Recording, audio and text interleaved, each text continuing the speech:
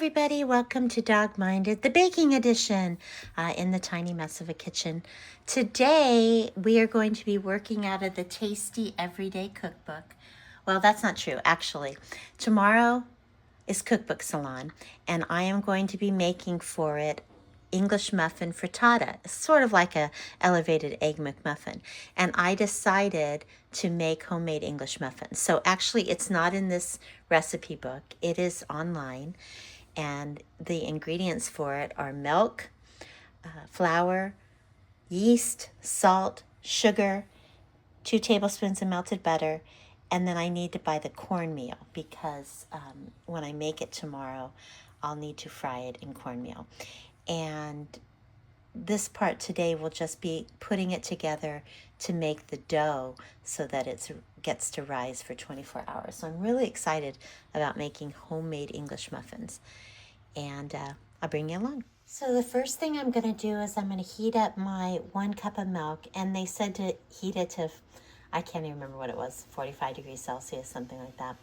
And I listened to this baking podcast on the Crumb, and the lady from Red Flour, or what was it? Red Yeast, Red something Yeast. I'm using Fleischmann's, but she was saying that really you don't have to measure by temperature what the milk is. It just needs to be warm and something that the yeast would like, something that you would like. So I don't even have, well, I do have a kitchen thermometer, but I don't even know where it is.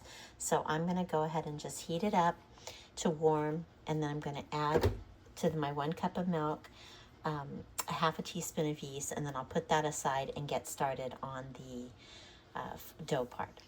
Of course, Melly has entered the kitchen, my faithful steed, my sous chef, my little boy, and he's always excited when I'm baking something. I failed to mention that this is going to make 4 English muffins. There are about 10 people coming to the cookbook club, but we're going to be eating a lot of food, so I'm going to just cut it up into small pieces. Maybe I should make 5 though. Well, wait, if I make 4 and I cut it into 4, so I'm going to get 16 little bites, and I think that's going to be perfect. Okay, let's go ahead and get started. Maddie. So I had this weird thing happen that I'm sort of wondering about.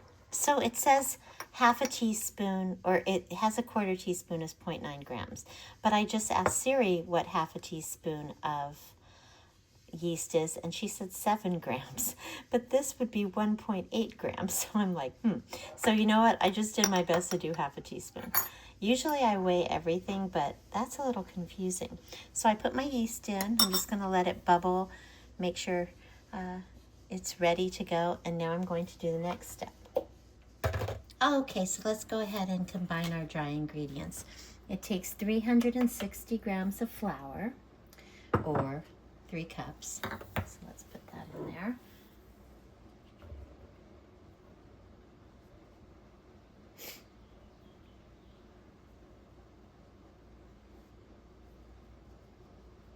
Oops, 364, that's okay. Okay, 364. And 1 teaspoon of sugar. Not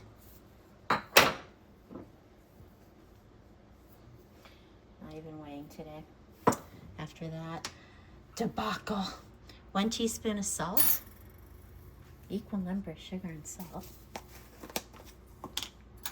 I was thinking about doing the model bakery recipe, but since we're using a tasty cookbook, and the whole point of the cookbook salon is to work out of cookbooks or work out of,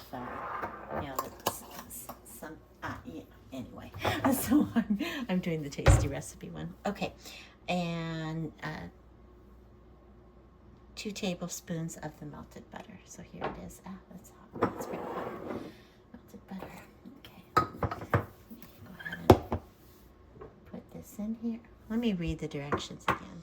Okay, so I read it over, and I'm actually making 6 English muffins.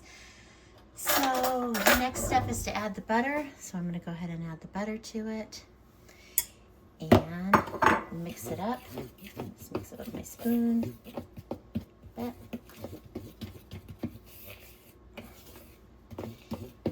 me clear off an area because I'm going to have to knead it.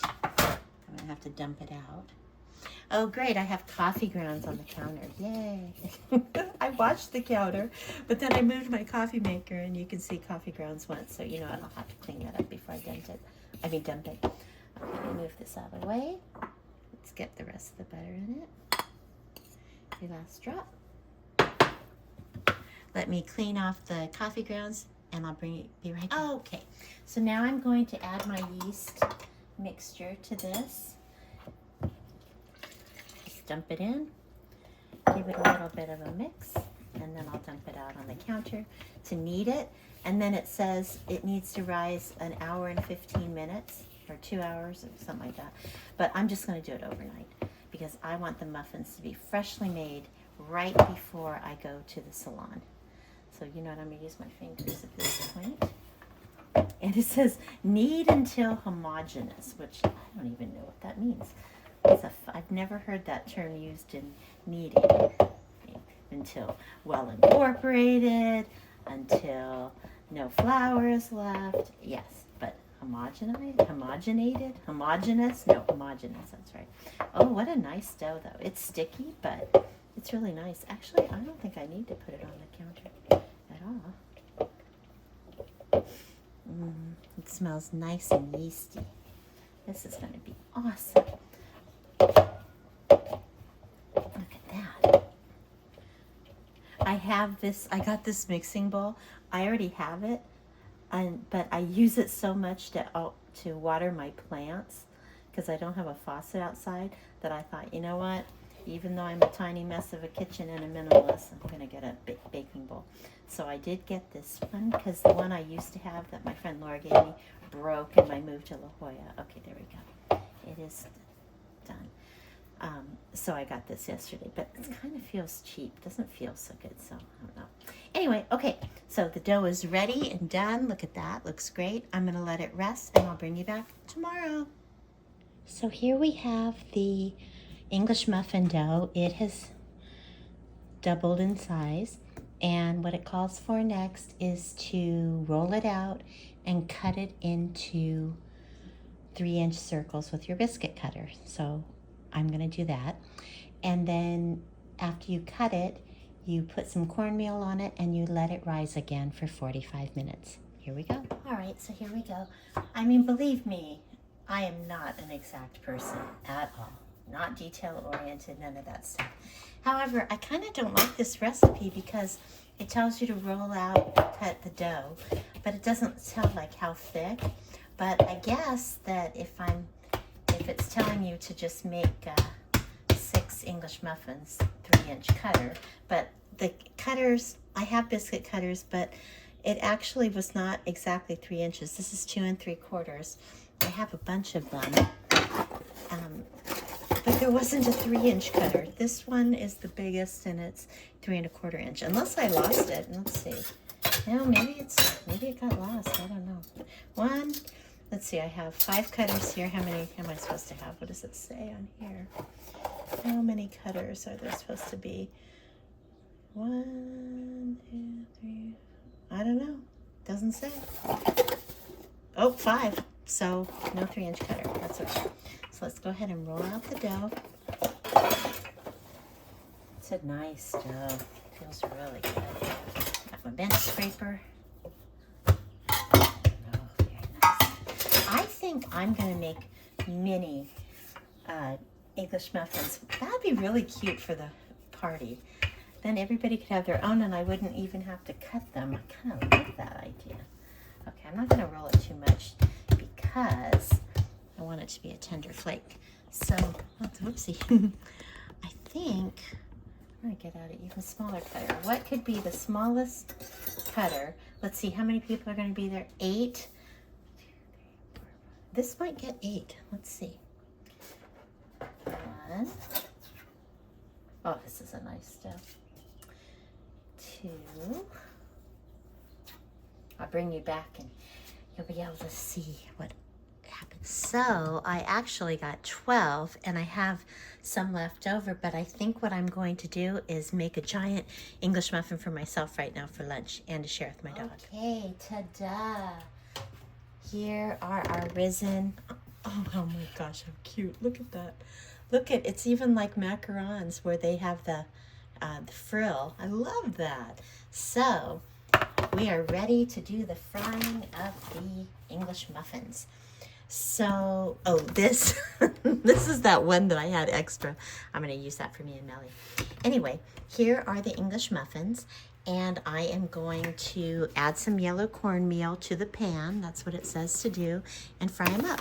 So let me put the yellow cornmeal on the pan, and then I'm supposed to put the yellow cornmeal on the English muffins. So let me put those on the tops of them, just like a real English muffin that you get somewhere. Model Bakery, Thomas's from Costco. Okay, this one's beautiful. Okay, I'm gonna pick this one up, and I'm gonna go ahead and fry them. And I'll bring you back because I just can't. Well, let's see. Let me see if I can put it like this. Oh yes, I can. There we go. Let me tip it up a bit. Okay, I tipped it up a bit, and now I'm going to fry my English muffins. Wonder if I'll be able to fry them all at once. Wouldn't that be grand? I bought a griddle pan from Target. Yay, Target. And at first I was gonna just use my one little pan, and I thought, you know what? Just buy a griddle pan. Then you can make pancakes easily. Because my son is moving in from Texas next week or 2 weeks. He's gonna go up to Canada first. He's leaving Texas. And he likes pancakes, so that'll be perfect. That, I love these. They're so that they feel so delicate, and I'm gonna go like this. Make it a little bit higher. Oh, I'm gonna set a timer for 3 minutes on each side. And the reason I'm doing 3 minutes is because the typical size of English muffins I was reading is about 5 minutes per side, but these are very tiny. So, okay, there they are. So I'm not gonna film them the whole. Well, maybe I will until I flip them. No, I don't have something to talk about for 3 minutes. I'll be back. Here's something I would mention. It's like the extra cornmeal. I saw them do this on a video, but it's kind of burning, and that doesn't smell that great. I might not do that next time. Just put it on the top, or no, I guess you have to put it on the bottom first because you want to have that cornmeal on it. I don't know. Anyway, Melly's underfoot. Let's just show you Melly. You excited? Yeah, because he loves anything I bake, don't you? Okay, I just flipped them over after 3 minutes, and look, these look like real English muffins. The burning is not good, and maybe I just put too much. So I have the fan going. Hopefully you can hear me. But they look really good, huh? I'm so excited. So that looks like a Chinese mooncake or something. But you know what? They look pretty good. I can't wait to try one. I'm gonna make some eggs, and I'm making my weird looking one. And I'll bring you back and tell you how it tastes. It was super easy to make. Okay, I'm about to open my English muffin. Oh, I see it's not all the way cooked. Yay! But look, it looks pretty good. Let me open one of these other ones while I fry this muffin because I'm planning on having it for dinner, and I already started my eggs. Let me open one of these other ones that look pretty done. How about this one? No, let's do this burnt one because I can't bring that. Okay, here it comes. Oh my gosh, it looks just like Thomas's. Look at the nooks and crannies. I can't wait to eat it. I'm just gonna take a bite of it. So here it is. Oh my gosh, it's really good. It tastes just like a Thomas's. It's chewy and has a really nice butter flavor. Great recipe, tasty.